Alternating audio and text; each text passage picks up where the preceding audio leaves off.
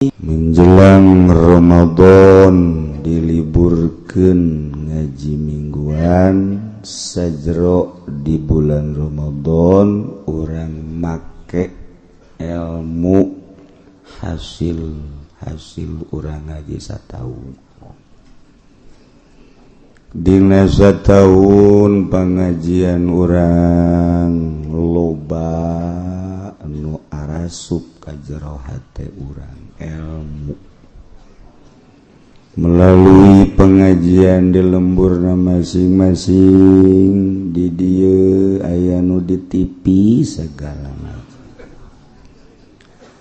malah mah ngajina lobaan di TV sebab bari hiburan ngaji guru teu neuleuh ka nyana-nyana teu neuleuh ka guru bari ngadapang, bari ngarokok, bari ngopi. Jadi ngaji di TV bagus gitu. Badak ta'akur jeung persyaratan taklim. Lolobana teu mangpaat. Cacak-cacak urang ngaji kieu ge pa adu hareupan, makana maeungap. Hasil ngaji urang bebenangan dongeng-dongeng tahajud eta teh maksudna nitah supaya urang daek tahajud dongeng-dongeng salat duha nitah supaya urang daek ngalaksanakeun salat sebab engke di akhirat begitu urang deuk asup ka surga lawangna aya mereka babut tahajud wah nu tilok tahajud teu bisa lewat lawang eta tanya ku malaikat mana kartu tahajudna ge kartu kredit dibalikeun ka neraka aya babud duha nu tilok salat duha teu bisa asup lewat lawang eta babul witri bab salat witir aya babus sedekah nu teu boga kartu sedekah moal bisa asup lewat lawang eta aya deui babur rayyan ieu mah diperuntukkeun ka jelema nu puasa di bulan Ramadan. Nah sugana tuh tahajud urang teu bisa asup duha mah komo witir apalagi sedekah mah berat disugan we atuh babur rayyan aya nu ngacung harita Sina Abu Bakar pas Kangjeng keur nyarita kitu Sina Abu Bakar ngacung tuan ai tadi makan eueuh nu arasup kumaha lamun nya tahajud nya duha nya witir nya sedekah nya puasa tah lewat mana tah si Kangjeng Nabi senyum lantaran nu kos kitu teh Sayyidina Abu Bakar di aya kabeh di manehna tahajud aya duha aya witir aya sedekah aya puasa aya cak Kangjeng Nabi ulah loba tatanya Abu Bakar maneh menek lewat mamane mangga bae jadi bebas apa milih jalannya Masya Allah. Mudah-mudahan urang engke dititah milih atuh diaminan ge moal bae ai henteu mah ya Allah karim ya ayyuhalladzina amanu kutiba alaikumus shiyam كما كتب على الذين من قبلكم لعلكم تتقون أياما معدودات والله أعلم بمراده Gusti Allah ngamimitian maka ya ayyuhalladzina amanu kajelema nu iman Ahok mundur iman ke Allah nya nama jeung reng-rengan Ahok urang nu iman asup ka ayat eta entek loba pejabat kuari di Jakarta dongeng ka kula memeh gubernur nu ieu mah aya kaindahan saetik sering kunjungan ke masjid ke majelis taklim ke pengajian pas gubernur nu ieu can pernah kunjungan ke majelis taklim deuk naon nya nah yang disundatan sundatan bisa aja kan. Wahai jalma nu beriman ka Allah ka Kangjeng Rasulullah Muhammad sallallahu alaihi wasallam dipardukeun ka aranjeun kabeh puasa di jero bulan Ramadan besi majarkeun jang umat Kangjeng Nabi hungkul puasa teh henteu ternyata puasa mah umat nu bara heula ge di syariat kama kutiba alal ladzina min qablikum jadi lain umat Kangjeng Nabi urang bae dipardukeun puasa umat Kangjeng Nabi Isa, umat Kangjeng Nabi Musa, umat Kangjeng Nabi Sulaiman, Daud, dan selanjutnya kaditu puasa mah aya. Sebab ngabedakeun antara hewan jeung manusia ku puasa. Hewan mah komo nu ngaran kebo, boro-boro beurang, nya nama di kandang na bae ge ngunyem bae. Eta kebo bari depa bari nangtung teu pernah eureun kebo mah nah manusia ge mun bari ngaji ngadaharan keneh bae ngopi eta ge sarua jeung kebo eneng eta ge sarua beres teu pati gede teuing pelen mah gede eneng ieu mah geus mun di luar aya nu bari ngopi toel sia eneng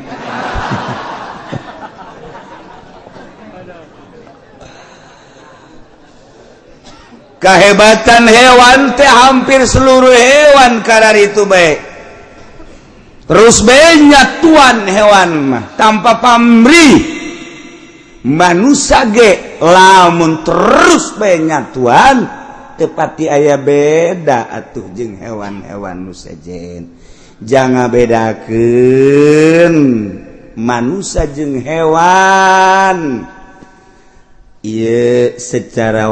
tabii watak gurizah adalah ku puasa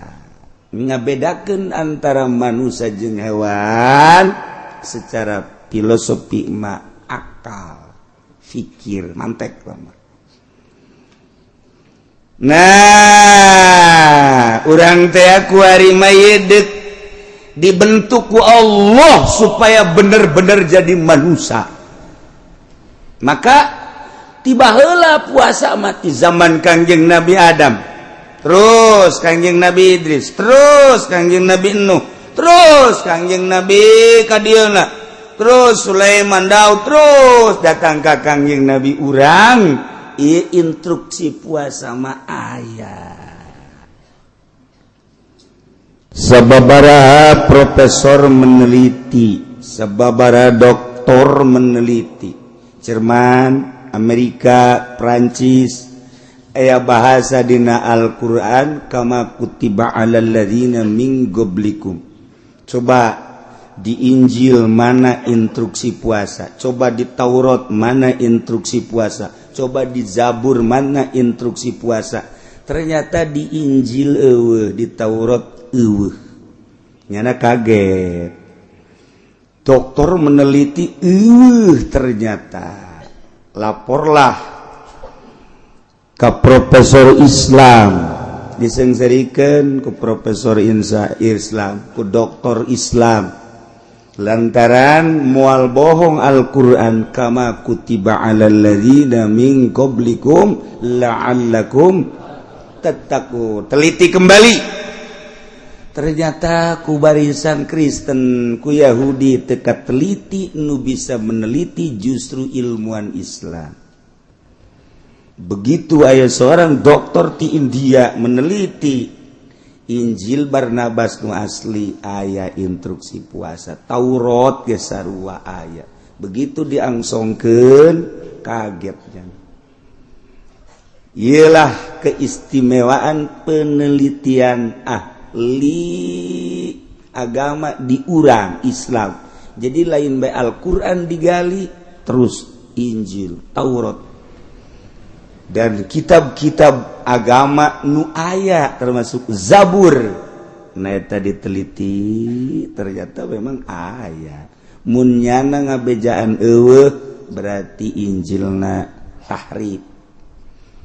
lain Injil asli. Ketika baca Injil asli aya, geus kajeun teh mah sakadar carita, urang mah deuk aya deuk eueuh teh mah urusan nyana, urang mah kitabna Al-Qur'anul, dina Al-Qur'an aya instruksi puasa. Alhamdulillahirabbil alamin.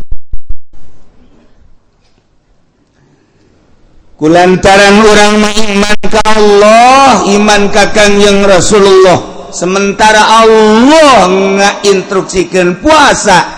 urang kabehan bunga jasa. Aya parentah puasa teh bunga jasa. Teu bisa dibobodo urang mah sebagai umat Islam. Nu mantak bunga, masyaallah, ketika bukana jeung rujak indah jasa. Indah jasa. Peuting teu eureun-eureun nyatua. Eureun ngees bae. Saur pohara jasa. Dibanding-banding bulan biasa jeung Ramadan, jahatan keneh bulan puasa. Ya, eta kan ku bunga berarti. Bunga. Bunga kedua kali engke dek lebaran meuli sapatu. Meuli sendal, meuli baju, kolot-kolot boloon. Lamun urang bungahna kuno karar itu eta mah bungahna bunga hawa nafsu. Lain bunga ku eta, bunga teh kulantaran bulan Ramadan teh pinuh ku rahmat, bulan Ramadan teh pinuh ku magfirah. Masya Allah karim, di bulan-bulan biasa mah Allah biasa memperhatikan sakikituna bae, tapi di bulan Ramadan mah datang ka Allah amanat ke bulan Ramadan. Hei Ramadan, awas, ieu mah bener-bener bulan anu ku aing sangat dimuliakeun. Ulah sekali-sekali maneh nyatat kagorengan ka umat aing. Ulah dicatat tuh goreng-gorengan bagus bae. Masya Allah, urang ge kaget jadi akhirat. Artinya kaget nonton TV unggal penting catatan eueuh. Ka neraka mah tetep sih. Ieu gede-gede penghormatan Allah terhadap bulan suci Ramadan. Hiji jelema ilok salat bulan-bulan biasa mah, ilok ibadah, tapi asal bulan Ramadan tanggal hiji nyana kuramas mandi, nyana make pakaian nun pake karesep kujana, nyana salat, nyana puasa biasa bae. Jadi nyana mah sataunna ngan bulan Ramadan doang ibadahna. Asal geus Ramadan sawal kan itu apluk-aplukan deui. Sekitu bae teh nyana mah. Nah ditanya, "Hei, isi aneh bulan-bulan biasa tilok ibadah bulan Ramadan ibadah." Wow, bulan Ramadan mah penghormatan Allah terhadap Ramadan aing nyaho. Ngadenge aing ti kiai-kiai. Mantak aing sok mabok Ramadan tutup. aing sok zina Ramadan mah henteu aing mah pokona mah geus tilok salat aing Ramadan mah salat geus pokona mah aing mah pokona Ramadan bae geus sakitu doang aing mah bungah jasa Allah ngahampura ka umat nu kumaha bae di jero bulan Ramadan. Nah Allah teh ngahampura manya aing deuk dihampura teu bungah mantak aing mah bungah jasa ku aya bulan Ramadan lantaran penghormatan Allah pinuh ku rahmat pinuh ku magfirah aing mah yakin bahwa aing dosa-dosa aing satahun ku Ramadan beak kabeh eta hebat jasa jelema teu kebal paeh di bulan Ramadan paeh kaimpi ku ahli Allah ditanya Aisyah kumaha di jero kubur pertanyaan alhamdulillah salamet cekeun. Itu penghargaan ti Allah geus dibere surga. Nu bener sia. Eta sebab boga amal naon? Amal bungah doang kulantaran nyana nyambut bulan suci Ramadan. Disambut song-song ku nyana jeung nyana siap ngalaksanakeun ibadah di jero bulan Ramadan. Ta eta teh langsung di kuburan bisa ngajawab di akhirat geus disadiakeun sorga. Geus bejaan ka urang lembur. Bejakeun ka urang lembur cak kiai ge di Cilongok geus bulan sejen mah Allah sia deuk apruk-aprukan ge. Asal Ramadan bae kitu geus. Geus kitu bae geus pokona mah. Pokona sia bebas asal Ramadan geus bebas. Bener kan cak uci tagakeun kitu ka ditu ka uci geus pokoknya bebas eta ngeunaheun pan mantep jasa masyaallah geus urang ge alhamdulillahirabbil alamin. Nah Gusti Allah ngajelaskeun tentang keberadaan negara setelah Allah merinci satu-satu negara yang pernah disiksa ku Gusti Allah. Negara Yordania dengan Kangjeng Nabi Lut umatna teu ngimankeun dibalikeun ku Gusti Allah. Kangjeng Nabi Soleh, Kangjeng Nabi Nuh, Kangjeng Nabi Hud, Kangjeng Nabi Syuaib. Kangjeng Nabi Nuh diutus, kemudian masyarakatna umatna terpercaya dibanjirkeun ku Gusti Allah. Masyaallah. Kangjeng Nabi Soleh gitu keneh diberi angin ku Gusti Allah. Kangjeng Nabi Hud gitu keneh negara-negara nu pernah disiksa ku Allah ya Palestina ya Suriah Yordania Yaman ialah negara-negara anu kudu dijadikeun iktibar ku urang supaya dijadikeun barometer kacamata sangkan negara urang ulah terjadi seperti eta. Sebab ketika Allah ngutus seorang nabi ngutus seorang rasul dibohongkeun ku umatna siksa ku Allah. Nah, lain bae baheula dorojolna Kangjeng Nabi urang ketika Kangjeng Nabi urang dibohongkeun ku umatna awas teh Gusti Allah teu menutup kemungkinan siksa bakal datang sarua bae. Setelah Kangjeng Nabi urang pupus dilanjutkeun ku para khulafaur rasyidin, dilanjutkeun ku para tabi'in, dilanjutkeun ku para aulia-aulia Allah. Aulia Allah teh seakan-akan utusan nu melanjutkan Kangjeng Nabi, kepanjangan tangan dari Kangjeng Rasulullah Muhammad sallallahu alaihi wasallam ketika dibohongkeun ku umatna tunggu siksa sarua bae. Masyaallah. Nu mantak cek Gusti Allah walau anna ahlal qura amanu wattaqau lamun bae ahli nagara anu ngabarohongkeun ka para rasul nu diutus ku Gusti Allah nyana ngimankeun ka Allah jeung ka para utusanana di samping imankeun teh wattaqau ngajaga nyana kana iman sieun besi kufur jeung maksiat jauh tina kakupuran jeung permaksiatan. Lamun iman ka Allah ngajaga iman ngajauhan permaksiatan ngajauhan perkufuran Allah janji la fatahna alaihim barakatim minas samai wal ard niscaya kaula nu agung bakal ngalimpah ruahkeun ka nagara tersebut teh kabarokahan di langit jeung ti bumi konsepna dua hiji amanu dua wattaqau bakal limpah ruah subur makmur loh jinawi lamun urang nyaritakeun barokah wa asal barokah teh tina asal kabarokahan teh subutul khair al ilahi fi tetep da kahadean kabagusan bangsa pangeran dina naon bae nu aya di muka bumi ieu. Ketika orang ningali langit pinuh barokah lantaran langit kahujanan cai-caina anu ngajadikeun kana tatanian jeung jajadian. Lamun urang nyaritakeun kabarokahan bumi bin nabati jararadi boro-boro nu dipelak nu teu dipelak ke jararadi barokah ngaranna. Lamun urang hayang kos kitu konsepna dua hiji amanu dua wattaqau Allah janji la fatahna alaihim barakatim minas sama wallah tuturkeun ayat Quran di maja lain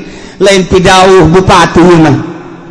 lain pidauh gubernur lain DPR MPR jeung presiden ieu mah nu boga langit bumi katut eusina nu boga dunia nyarita mun hayang la fatahna alaihim barakatin minas samai wal ard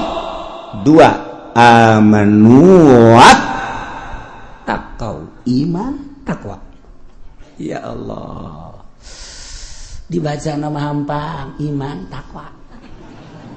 babari jasa iman takwa di pemerintah ge lamun pidato teh jauh ti eta iman takwa balik bae ka imah intip usia amanu wattaqau ya Allah ya Rabb Masya Allah kuari kaayaan di negara orang teh seperti kieu lamun urang tangga ka luhur langit-langit teu pernah nurunkeun hujan aya ge hujan ulah disangka hujan-hujan anu bagus lantaran ketika hujan teh dibarengan ku kilat jeung guludug perlu ditanyakeun aya konsepna hujan mah diawali ku angin heula lamun hujan anu asli mah diawali ku angin hiliwir kolot baheula mah nyaho beuh ieu teh angin barat kolot baheula mah nyaho ieu teh angin timur nyahoan dina angin eta lah lain sambarangan angin orenganan Allah keur metakeun di luhur mega sia ada lain mega konde mega keur didorong ku angin ku Gusti Allah tadi ka manakeun ieu teh mega sesuai jeung perintah Allah malaikat anu mamawa angin malaikat anu nuduhkeun ka mana angin kudu cicing ieulah angin hujan teh kitu heula sanggeus takos kitu teh engke aya poek di dinya teh aya guludug panjang mun nyaritakeun mapatali jeung ilmu palak astronomi keun mah heula di dinya ke aya guludug nah bakal aya kilat ngagenyai nyai ieu karak hujan mantep ieu mah teu puguh teu karu aya hujan ditanya aya hujan ngeribis teh jauheun teh budak di mamang aya hujan aya gede cenah aya guludugan teh nyahoeun teh mah budak teh jauheun balbejakeun wae ja teh jauheun odol-odolan di negara nyeun hujan sia emang kumaha gitu ye ulah panas teuing we semprot aku hujan tembak ces sekali nembak sabaraha juta Anda kalau menanyakan hujan aya golu dua kiai ya sia rasakan musuh atuh kos gitu pada dasarnya hujan teh kos gitu sebab segala rupa ge kapan aya sabab-sababna urang lamun nyaritakeun tentang seuneu moal ujug-ujug kaluar seuneu padahal garetan aya korek api aya tetep kudu dicekreskeun ces di deuleuhna di jerona aya sabab urang deuk kala wudu cai aya beuh di luhur tengna aya kerana aya teh diputerkeun moal kaluar cai sia kudu diputerkeun teh aya sebab heula kitu kene hujan lamun eta urang nu nyababanana hujan geus sarua panjang urang nyaritakeun tina ilmu astronomi perpalakan aya tama kos kitu poe naon nu ngageugeuh poe eta malaikat saha kemudian atuh hujan di bulan eta bakal aya apa henteu urang teh geus teu kudu hese-hese bisa melalui palak bisa melalui urang bebeja ka malaikat nu ngageugeuh dina taun eta pan sataun tahun ieu malaikatna bulanna unggal bulanna geus dipetakeun ti Januari ieu malaikatna Februari ieu malaikatna Maret ieu terus ka ditu engke per mingguna aya per harina aya atuh sarua jeung negara urang wauh jeung malaikat eta tanya malaikat naon sia tuh tanya ka aing wow henteu naon henteu emang bisa tuh nabi mah bisa wali ge bisa datang ka mana tahapanana emang kumaha kieu urang teh baheula roh teh can make baju ngaranna aya di alam lahut ketika eta roh diturunkeun ka alam jabarut kudu dipakaian alam jabarut ketika di alam jabarut dek diturunkeun ka alam malakut alam malaikat kudu make pakaian alam malakut ketika ieu di alam malakut dek diturunkeun ka alam mulki ka alam urang make pakaian alam mulki mah pakaianna jasad ieu teh pakaian roh urang di alam ieu mah roh kudu make ieu ketika naik ke alam malakut teu kudu make nu ieu roh aya pakaianna pakaian malaikat nang naon cenah teh kiai di jieuna di mana di jieuna di Taylor mana sih nyaritakeun Taylor dek mesen burung ya dasar otak ngeres ya mah tuh aya pakaian-pakaianna urang di alam mulki nyarana ye alam dunia pakaian roh teh awak urang jasad nyarana ketika urang dek naik ke alam malakut teu kudu make nu ieu aya pakaian malaikat naik urang ka alam jabarut tinggalkeun pakaian nu eta kudu ka alam jabarut aya pakaianana urang dek naik ka alam lahut aya pakaianana mantap Kanjeng Nabi teh dibawa ku Gusti Allah dibawa ku malaikat Jibril ka alamna alam malakut make pakaian alam malakut ketika naik ke alam jabarut malaikat Jibril geus teu bisa nganter cek Kanjeng Nabi Jibril ti handap babarengan jeung maneh nya atuh ka dieu maneh ninggalkeun ampura cek Jibril lain wilayah pula wilayah kula mah tuh di desa anu ka desa anu eta wilayah kula tah mah desa atuh teu bisaeun malaikat Jibril ge sebab teh mah alamna alam jabarut hanya Kangjeng hampura cek malaikat Jibril kurang mah di dieu pakaian kula mah ieu Kanjeng Nabi di pakaian alam jabarut ninggalkeun malaikat Jibril tak naik masyaallah jadi nyaman geus sebenarnya hoiwal ti Gusti Allah naik deui ka alam lahut nyanggakeun sadaya-daya kos kitulah urusan Kanjeng Nabi lamun Kanjeng Nabi ditaekeun ka alam malakut ditaekeun ka alam jabarut ditaekeun ka alam lahut sedengkeun Kanjeng Nabi teh kapan nyarita dina Al-Qur'an pidauh Gusti Allah kan Gusti Allah teh nyaritakeun laqad kana lakum rasulullahi uswatun hasanah Kanjeng Nabi ta Rasulullah uswatun hasanah contoh anu bagus geus atuh lamun contoh nu bagus Kanjeng Nabi urang mun nyontoh Kanjeng Nabi atuh bisa urang bisa naik ka langit lamun urang geus tuturkeun Kanjeng Nabi atuh bisa naik ka alam jabarut atuh lamun urang terus tuturkeun Kanjeng Nabi atuh bisa ka ditu naik ka alam lahut tinggal kumaha carana atuh tuturkeun Kanjeng Nabi cuman moal bisa lantaran Kangjeng Nabi geus nyarita ti Gusti Allah wa ma utitum minal ilmi illa qalila tepati maneh dibere tina ilmu kecuali saeutik anu bisa kadinya mah hanya segerintil teangan coba di Kabupaten Tangerang nu bisa naik ka luhur langit teangan coba melalui bupati jeung sekretarisna coba pangnengankeun lain naik ka luhur langit bebas ka laut modar tuh kan berarti ayah sebab lamun eueuh manusia anu kos kitu hancur Jakarta dipimpinku hancur Indonesia untung aya kene jelema nu kos karar itu nah ieu mah keur carita jelema lamun geus datang ka alam malakut berarti manehanana teh geus teu ngabutuhkeun ieu naik ka alam malakut babarengan jeung malaikat bisa negor ke malaikat teh ieu nyaritakeun eta maksudna oh ono opo malaikat ti mau beureun di mah nya ono opo sirena nakon begini malaikat ini kira-kira bulan ini hujan apa enggak cak malaikatnya naon urusanana tuh sia hujan jeung teu urusan pangeran teh mendek nanya bae tapi mah rahasianya ulah dibejakeun ka jelema moal awas ieu mah kan urusan di alam malakut lamun sia turun ke alam jabarut ke alam mulki nya alam nasut ngaranna urang teh ulah beja moal tuh geus dibere nya ku malaikat tek aya manusia nu dibere kos kitu sebabnya nana geus bisa ninggalkeun ieu oh jadi berarti awak urang ulah dahar ulah nginum paeh sia nu mentak ayalah paranti ngabersihan ruhani supaya ruhani teh bisa hihiberan sakumaha Kangjeng Nabi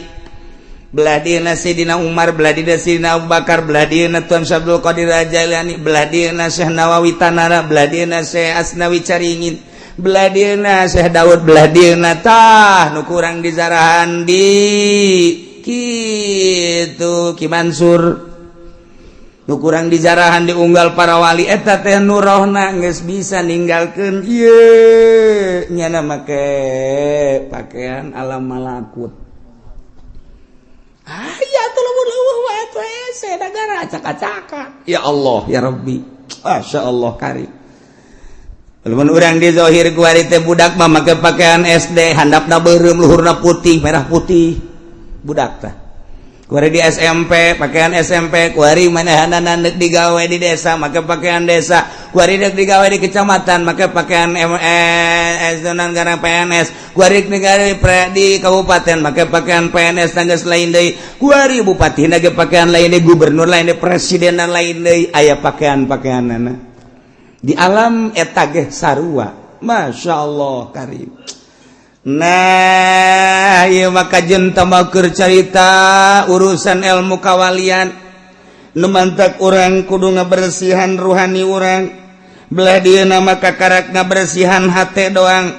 ulah ujub ulah takabur ulah ria ulah sumah ulah hubud dunya ubah hubul jahubur riasa piceunan nu kos kararitu ya Allah ya Rabbi miceunan eta ge seseleh bicanan eta teh seseleh lainna lagan nu mantak dibagilah di awak urang teh sababaraha lelembutan lalipatul qalbi latifatul ruh latifatul sir latifatul qafi latifatul apa latifatul nafas latifatul qalb hiji-hijina latifah anu kudu dibersihan kudu didatangkeun nu mantak ngaranna teh aya takholi jeung tahali takholi piceunan nu garoreng engke tahali asupkeun ka awak urang terapkeun anu bararagusna lamun urang geus bisa takholi nu garorengna dipiceunan ku urang secara total tahali nu bagusna ku urang dia terapkeun di awak urang bakal tajalli ya Allah ngomong mangeunah kapanggih jeung bupati dibere duit dilegleg iya hese dua deket tak kuari manaon sababna begitu jelema jadi muih hajut teu bisa khusus salatna jelema begitu asup ka partai teu bisa khusus salatna kurang mengayakinkeun moal bisa khusus wani disumpah sombong cenah kuci aing waktu sombong-sombong mah aing mah waktu sombong-sombong bae kadeuleuan nu husu mah lain kitu tarangna kunaon barang jadi pemerintah acak-acakan ieu naon kitu ngaranna ibadahna bisa ngajahokeun naon tah teu beres kolbuna pagaweanana henteu tah kholinya na teu miceunan panyakit henteu tah hali ngadatangkeun akhlak-akhlak anu bagus sifat-sifat anu bagus kanyaoan kadaharanana kapan ti pemerintah mah pajak ai pajak mah kapan haram secara mutlak. Geus lamun kiai menta ka pamarentah haju dileg-leg ku kiai teu celi anjing lamun bisa husu. Celi naon anjing. Celi naon ge anjing. Lain celi sia atuh celi aing mah hiji-hijina dua. Mun nya kitu teu. Celi anjing bae. Mal bisa hus. Ekstrim. Ilmu toriko mah kabeh ge ekstrim walain nu teu ekstrim. Sadunia kabeh ilmu toriko mah ekstrim bae. Ajo kiaina diekstrimkeun kitu marah atuh geus eueuh marahnya nama daek tuturkeun teh daek geus cak aing haram ih cenah kos kitu mah moal maju teman nagara ih kos kitu haram pajukeun ku sia rodaan ku sia nagara dorong aing mah lain nyaritakeun maju dek nyaritakeun bersih roh sia dek nyaritakeun kamajuan mah teh mah apruk-aprukan ngaranna aing ge ngarti bons ya ceritakan kebersihan tuh ketika orang dibere ke pemerintah cokot dapil bala bagikan ke batu ulah didahar je sok orang dahar je cenah kiai emang nu kitu teu meunang henteu carita meunang teu meunang sia mah hayang meureunnya kalian sia ku aing ieu mah keur carita deui kebersihan tuh lamun urang salaman dibere bagikan ulai kaduhung maka kaduhung amat gede aduh mahusu teh basa bae mending legleg dicek geus teh aing tayang kitu keneh duit-duit anu urang rada mangmang ulah geus dahareun gitu keneh mulai urang salat ka Allah rada ngeunaheun ge Allah nikmat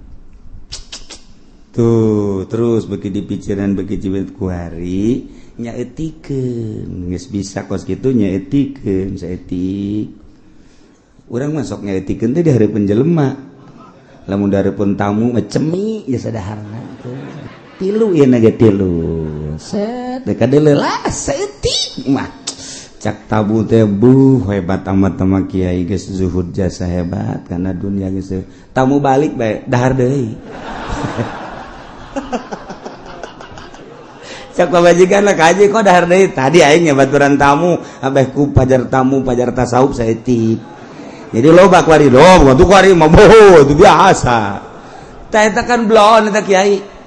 geus apa adanya bae gembul biasa malah urang teu gembul ge di hareupeun jelema mah gembul bae batur can nambahnya nambah orang kebiasaan kos kitu bae udah dia menyaritakeun ngabersihan kolbu lain bantrak-bantrakeun hese tapi kudu emang kumaha gitu hayang nyehol lazatna ibadah khususna salat atuh kudu kos kitu kajen kumaha ge puasa bae tapi bukana teu beres moal aya lazat urang puasa bulanan tahunan tapi duit pamarentah dileg-leg bae duit dia dileg-leg bae teuk datang ka khusu bae lain cakula cak Imam Ghazali kula mah nyambung lidah doang cek Syekh Athaillah nu boga hikam kula mah nyambung doang cek Imam Kusyairi nu boga Al-Kusyairiyah kula mah nyambung doang sakadar nyampaikeun doang nang macaan ai kiai na geus ulah nanyakeun aing sia sia mah sia bae aing mah aing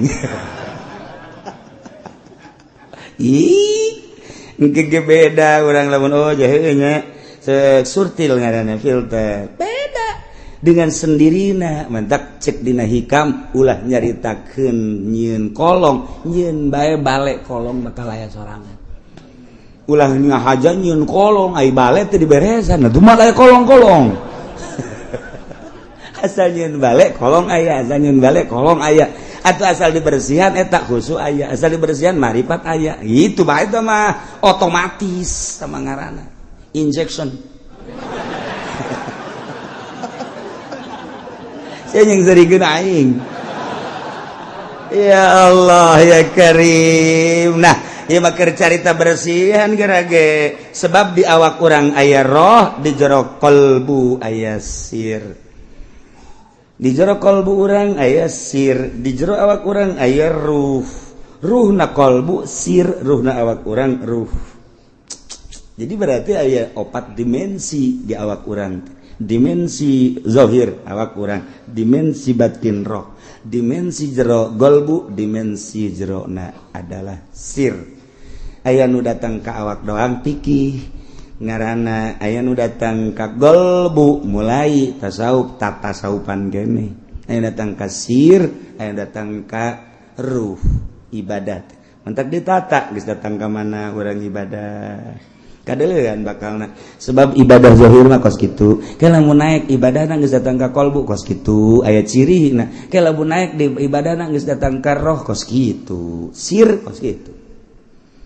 Gitu sebab naon alamna beda, alam urang alam nasut naik ke alam malakut pakaianna lain, tingkahna ge lain, naik ke alam jabarut pakaianna geus lain deui, naik ke alam laut nu nyaho iwal ti Gusti Allah Subhanahu wa ta'ala. Dicaritakeun sote horenganan aya wali Allah Subhanahu wa ta'ala. Nah konsep negara supaya barokah. 2 Allah nyebutkeun amanu wa taqwa, iman jeung takwa. Kuali lamun urang nalah negara urang tangga kaluhur langit teu pernah ngahujanan, urang neuleuh ka bumi sawah telaan kuari mah neuleuh ka empang cai mah ayangan hararejo, neuleuh urang ka perkebunan kuari geus bararotak geus lain hejo, neuleuh urang ka jalan cai kuari cai teh butek aya anu kering eueuh caian, bahkan aya nu geus sababaraha daerah kekurangan cai. Berarti kan pinuh ku teu berkah. Ketika urang kapanggih jeung jelema asa teu menyatu sia-sia aing-aing. Padahal mah masyarakat jeung pamarentah teh hirup di hiji nagara teh eta pamarentah teh ngurusan aset-aset negara jang rakyat. Tapi kunaon kuari mah rakyat ketika neuleuh polisi asa pa aing-aing, ketika rakyat neuleuh abri asa teu menyatu kos lain alam. Urang lamun neuleuh polisi okos di alam luar, polisi mah lain urang Indonesia nya nama urang planet. Urang lamun neuleuh abri kitu kene kok teu menyatu amat sih, aya naon garis pemisah antara masyarakat jeung polisi, antara masyarakat jeung abri kitu kene jeung pamarentah. Komo lamun masyarakat ngadenge pengacara jeung hakim asana geus lain deui jasa. Padahal mah ayana hukum teh jang negakeun keadilan jeung kemakmuran kejujuran di bangsa di negara urang. Kemudian lantaran orang bodoh minta bantuan ke pengacara supaya nu bener dibenerkeun, nu salah disalahkeun, tapi pada kenyataan nama horenganan lain kos kitu, kulantaran lain kos kitu masyarakat gadenge pengacara teh geus tabu, masyarakat gadenge hak hakim teh geus tabu, masyarakat gadenge jaksa teh geus tabu, geus asa lain bangsa Indonesia nya nama bangsa jin tuh lain deui teu berkah. Ketika orang ningali nu keberkahan mah ieu langit nurunkeun hujan, hujan teh karasa ku urang tiis lantaran dibarengan ku angin, nyelecep hujan teh di singkolocor digigir imah urang di sawah di jalan. Sapoe 2 poe katingali kos ngembel taneuh teh iyalah pinuh barokah, teu kebal jarara dijukut di sisi-sisi imah urang di sawah di huma di kebon-kebon. Masya Allah menang saminggu hejo ngeplok kadeuleu ku urang jembar rarasaan hate teh neuleuh pasawahan teh Masya Allah suburna nu luar biasa, caina ngemplang teu lila di pelakan pare hejo rata luar biasa. Urang ningali ka sawah, di sawah teh loba caian Masya Allah, lauk betik jeung lauk julung-julung, lulumpatan bunga jasa, kebelah dituna aya lele, segala aya gabus. Masya Allah ningali di solokan-solokanana ya Karim eta mah lele rombongan.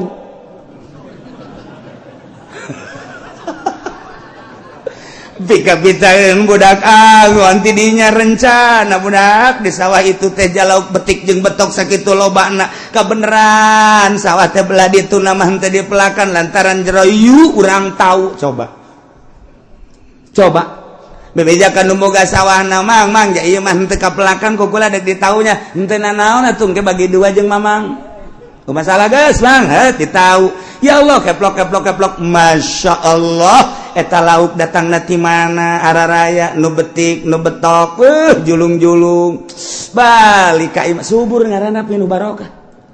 ya Allah ya Rabbi mancing cari tanah cek asal diturunkeun pancing dabut asal turunkeun pancing ayaan eupan hiji menang 5 ieu mah eupan 20 tuh menang hiji acan teu berkah teh ngaranna kos itu tah loba teuing eupan batan meunang emang eupan hiji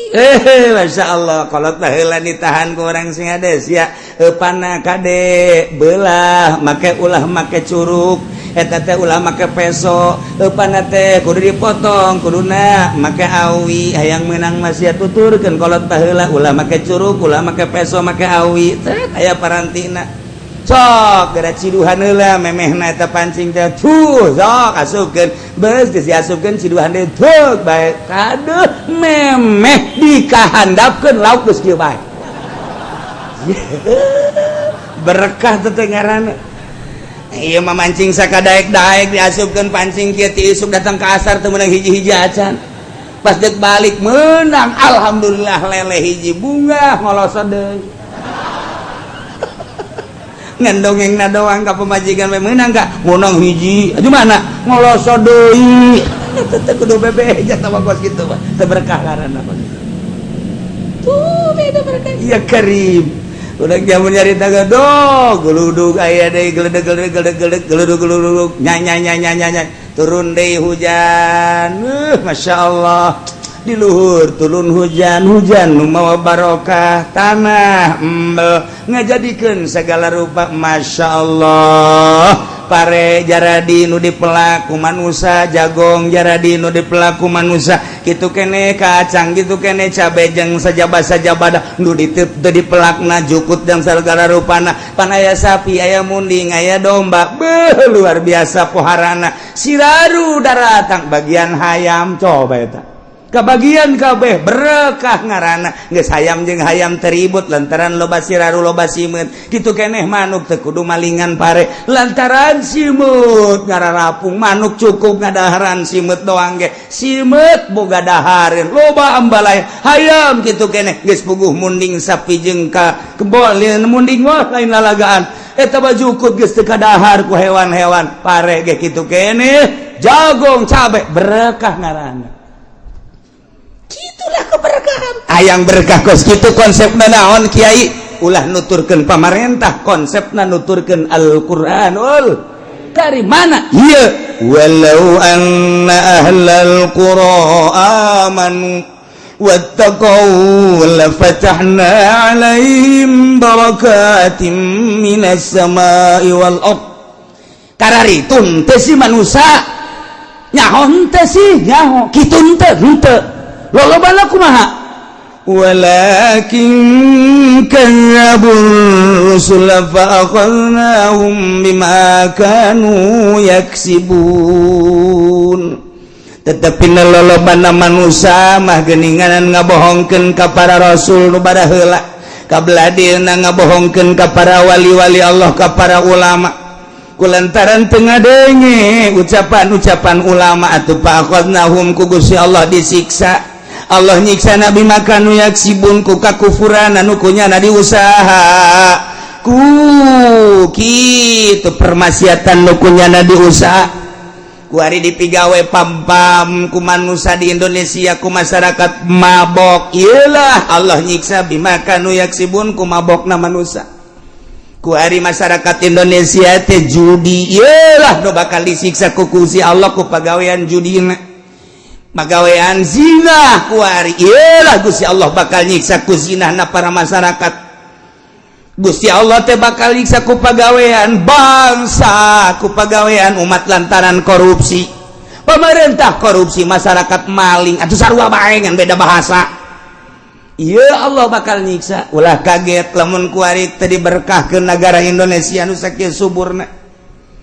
tetangkalan arareueuh kuari mah beuh pare-pare geus teu panen sakarawang sasubang Bandung Indonesia Tangerang mah geus puguh pertanian ieu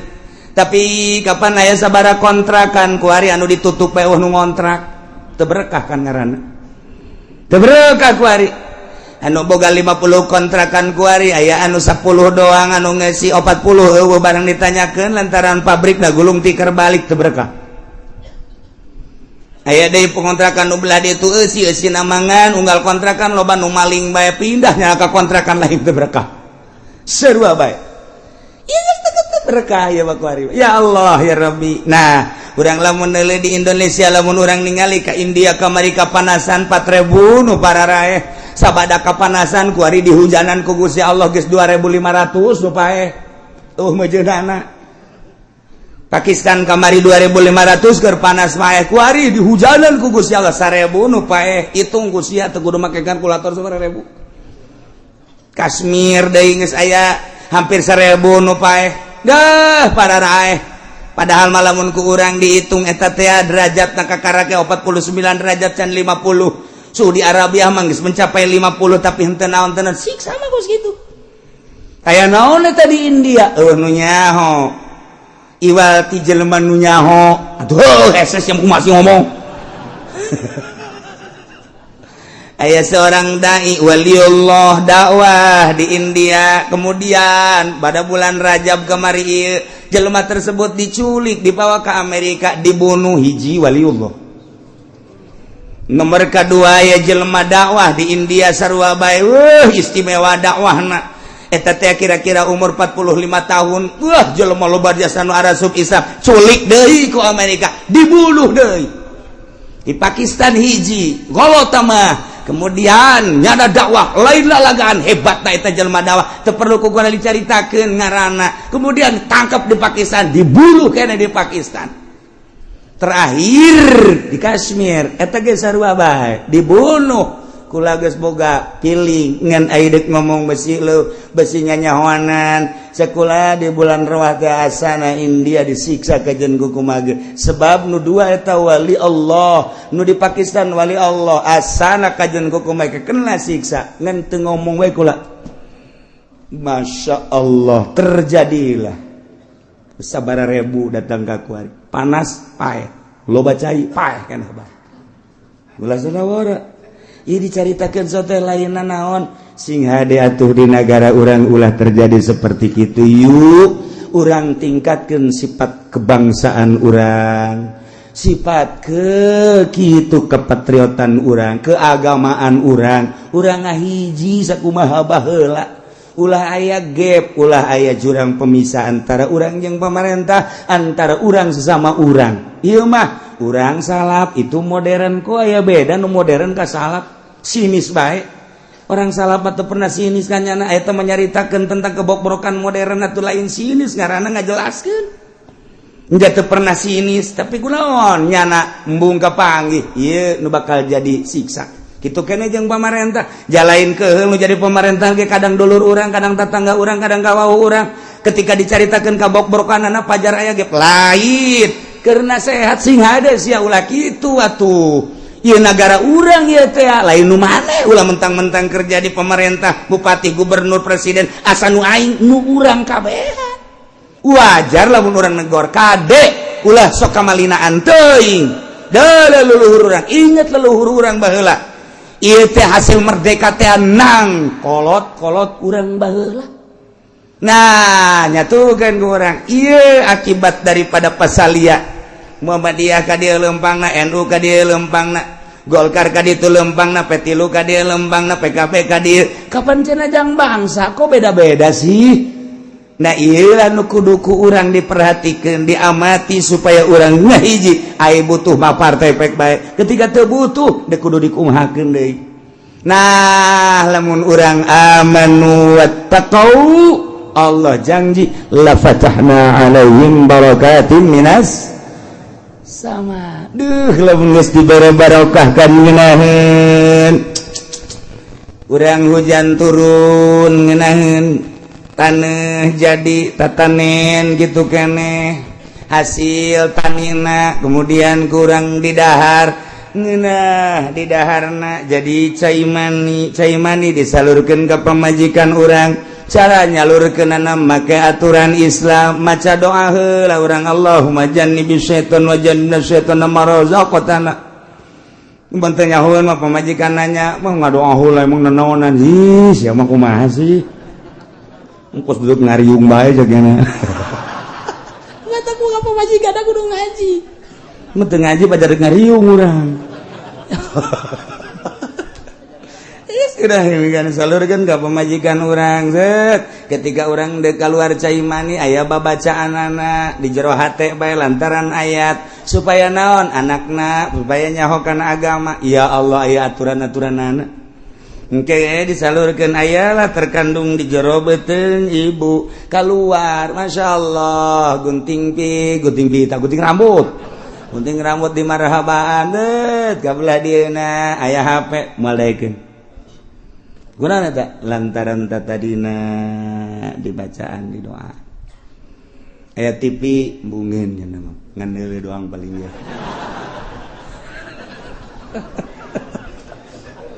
iya bang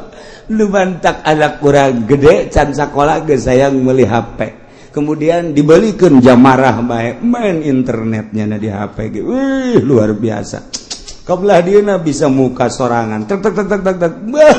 nu susu teh nu ping-ping teh budak leutik eta teh kos kitu geus teu bisa ditahan ku kolotna kolotna mandi kunya ana dipoto tolong teh coba belon teh anak nu kos kitu coba ulah ngabelonkeun ka anak baheulana teu ngadoa geus kulantaran teu ngadoa atuh anak setan pan setan teh bebeja ka gangjengna ka Gusti Allah Gusti hari abdi teh bagian pamajikan abdi di mana atuh Gusti teh dijawab ku Gusti Allah setan nunjukkan ka Gusti Allah Gusti ai pamajikan abdi di mana 3 kali kakarak cek Gusti Allah barengan jelema anu jima jeung pamajikanna teu maca bismillah heula teu ngadoa ka aing mentek ketika aya lalaki teu maca doa heula teu maca bismillah heula eta teh horenganan bareng jeung setan ketika keluar anak-anak setan geus ku ari nu mantakna aya nu nonton TV bae atuh pantes lantaran anak jurig ge sia nu kumaha lah cenah kiai ulah kaget jakulana ge jurig ai kitu onam komplotan jurig kabeh burung laila konsepna walau anna ahlal qura amanu wattaqau dibulak-balik supaya urang teh ieu bisa ningkatkeun iman urang bisa ningkatkeun takwa urang ka Gusti Allah abe ku Gusti Allah diturunan janji Allah la fatahna alaihim barakatim minas samai wal ardh geus teu kudu istisqa asal amanu wattaqau Allah pasti nurunkeun la fatahna alaihim isin wari istisqa urang ngajak saha ndek ngajak saha istisqa ndek ngajak saha pad istisqa mah instruksi ti pemerintah bupati ngainstruksikeun ka masyarakatna melalui camat lantaran manehna mah sahibul wilayah nitah ka kiai geus lamun kiai dititah ku camat wajib nurutna camat ditoel instruksikeun atuh ku ari titah parwasa dek istisqa geus kitu heula ulah main jeger-jeger bae puasa heula 3 poe geus beres puasa kakarak surtil ku kiaina ieu ulah ilu berangkat ku ari ka lapangan kiaina nu geus ikhlas buka izin ka Allah embe munding sapi bawa ka lapangan hayam bebek bawa ka ditu nini jeung aki-aki jeung orok bawa keuna ngajengek-jengek ditu di lapangan penke kapanasan ta panas karak salat istisqa sholli sunnatal istisqa Allahu akbar urang salat istisqa kebo eta kan ngomong panas sia teh teu ngarti sih bingung kumaha meureun sapi ditanya ku sapi nu sejeun Mohon panas. bebek Panas. Wah kabeh teu cicing panas pan Allah memperhatikan besar toh hewan kabeh panas-panasan geus urang mah henteu dianggap sebab urang mah korupsi sebab urang mah nonton TV sebab tah dianggap mah bebek wek cak Allah aing mah ngahujanan ge bebek lain ka sia Gusti sabodo deuk ngahujanan bebek tanu penting hujan belah pokona mah Isi nu rek wari deuk isis kok embung. Sahabat turna isis kok sahabat turna jatuh meminta ke Allah supaya hujan kudu nu beres atuh Kangjeng Nabi mah keur maca khutbah alhamdulillah shalatu wassalamu ala rasulillah aya sahabat Tuhan ulah khutbah bae kunaon panas kami minta hujan langsung ngadoa Kangjeng Nabi hari tak keneh hujan Kangjeng Nabi tah oh bunga luar biasa datang kan teu bisa balik di masjid hujan turun gebrek bae Kangjeng Nabi papan di masjid ieu pun Kangjeng Nabi balik babari Kangjeng Nabi teu bisa hujan teu bisa keraat ke hujan di keraat balik nyana ka ieu saminggu hujan bae saminggu turun hujan wow datang ka aya imah-imah nu ka bawah imah-imah panggung-panggung mah ka bawah segala pagar-pagar ka bawah nyana Jumat deui jeung Kangjeng Nabi begitu Kangjeng Nabi baca khutbah ngacung deui aya naon deui sia cek Kangjeng Nabi kamari ngomong ulah kieu atuh hujan ge Gusti lah memang atuh ambalah ya cak jalan teu kada jalan wajir Kangjeng Nabi langsung ngadoa deui ret hujan turun tuh model kos kitu Kangjeng Nabi Masya Allah nah iya wani urang ge lamun nuturkeun jelema nu ikhlas mah aya nuturkeun nu teu ikhlas aya teh ge nutas naon ngaranna istisqa di nelayan di hareupeun nelayan di haharuan ku kiai sama istisqa si di nelayan itu ibadah ya urang mah pokona mah di mana tadi mana belum teh coba ngajawab kalau dimaksud nah yang hujan itu urusan hujan urang pangeran urang mah penting mah istisqa baik itu ganjaran pan teu datang ka maksud mah datang ge kan ibadah doang istisqa dilaksanakeun tahajud henteu intip urang barang penting hees bae cak sia ibadah bego ai kamari sia ngomong tahajud sia tuh coba hayo tahajud mah nu ngalem jeung urang mere duit tuh kan tembung aing menuturkeun usara itu embung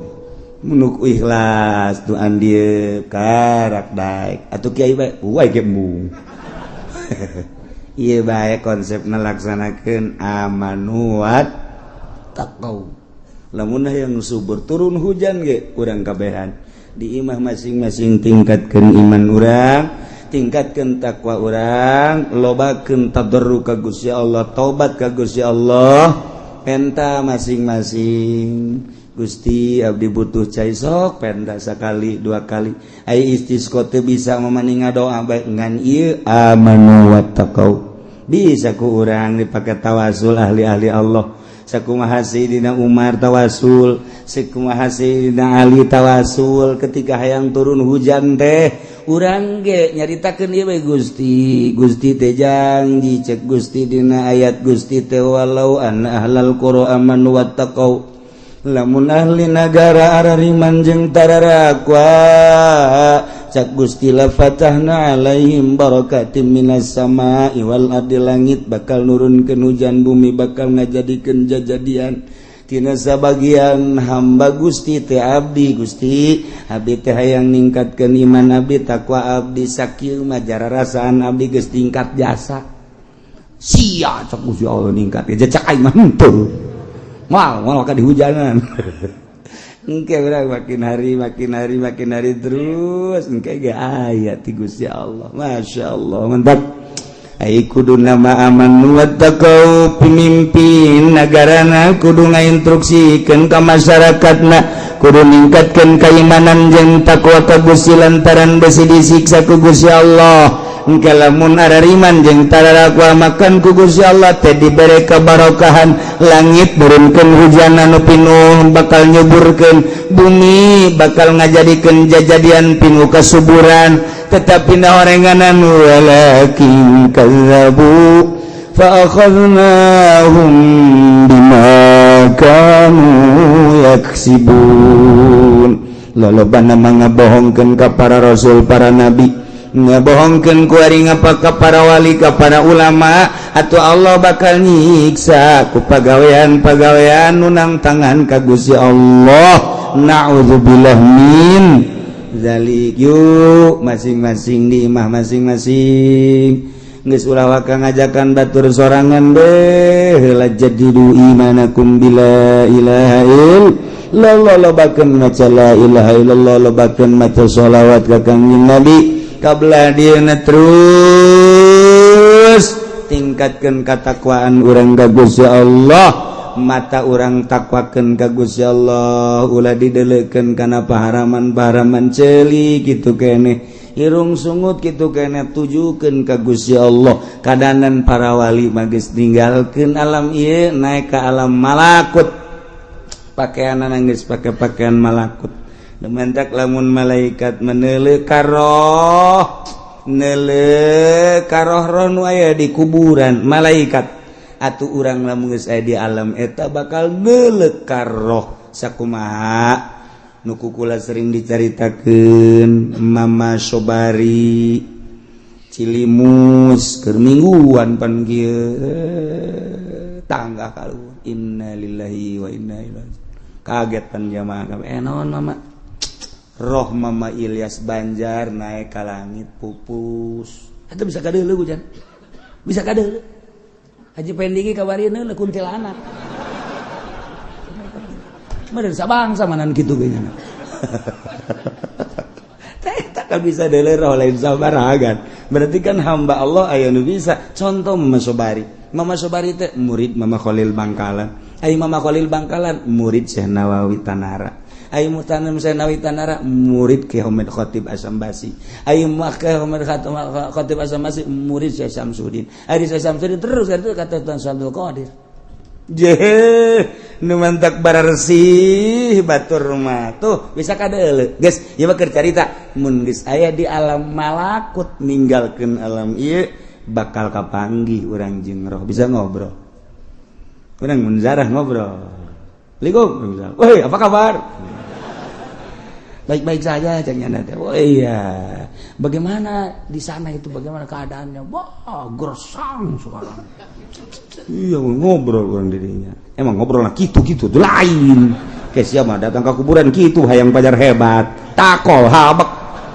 itu kudu ngomong kos gitu di roh mah roh jeung roh ngaranna gitu lain mah kayak iya ngobrolna urang ngadang urang ngadinya tek we oh geus bae urang mah cicing terus ngobrol gitu tek besi aya di kuburan nu ngahaneng eta okos naon eta geus ulah diberjakeun lah pokona mah eta jara keur ngobrol tah engke ge haju aya engke ge sejarah aya saya tadi ngahaneng kana beuh masyaallah kunaon aing kapanggih jeung uyut lain jeung malaikat lain aing jeung uyut cakna teh itu sih mah dasar dukun berenang nyaho aing dukun nyaho lain jakana teh pokon uyut bae aya kapanggih jeung uyut urang tah jeung malaikat mah kos kitu tek-tek bae kalem geus mah teu kudu bebeja teu meunang bebeja itu teh masing-masing rahasia pribadi oh kos kitulah lain make ieu lamun make ieu mah ngaranna alam nu ieu alam itu mah alam malakut teu kudu sebab urang kaambe ku malaikat seungit urang maca sholawat kaambe urang maca Quran kaambe ku malaikat urang mah kadenge ku ceuli ieu ku malaikat mah di luhur langit kadenge urang zikir tengah peuting malaikat nongton di luhur langit urang tahajud tengah peuting malaikat nongton nyahoeun malaikat moal kaliru komo Gusti Allah masyaallah nu mantak disebutlah ku malaikat ketika aya jelema hudang peuting zikir tahajud azim indal malaikat di alam malakut pada bebeja euy si anu deuleu ge ke peuting deuleu ditongton ku mana ijah malaikat kabeh di alam malakut teh ngahebat-hebat ngaagung-agung teu kudu ku urang dinaon kitu ngaran diberitakeun di media teu kudu waduh di orbit teu kudu cak malaikat coba tatanggana deuleu coba tatangga di nonton TV cak kana waduh keur nonton bola malaikat teh ngobrol pan kiai sih nonton bolanya malaikat apa ngobrol malaikat tamah kiai sih kiai kos gitu tamanya urang turunan galedeg